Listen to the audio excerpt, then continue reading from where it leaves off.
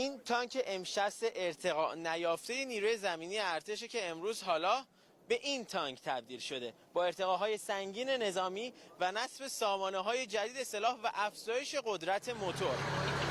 با تلاش مهندسان نیروی زمینی ارتش انجام شد و حالا M60 به یکی از تانک‌های اصلی میدان نبرد این نیرو تبدیل شده. فرمانده داخل برژک مانیتور جلوشه، میتونه هدف رو مورد اصابت قرار بده، چه در روز و چه در شب. قبلا اصلا شب که اصلا معنی نداشت، روز هم که دیگه به قول خودمون معلوم نیست به هدف میزنه نه یا مورد اصابت قرار بگیره. امروز در حاشیه بازی فرمانده کل ارتش این تانک جدید M60 الحاق شد.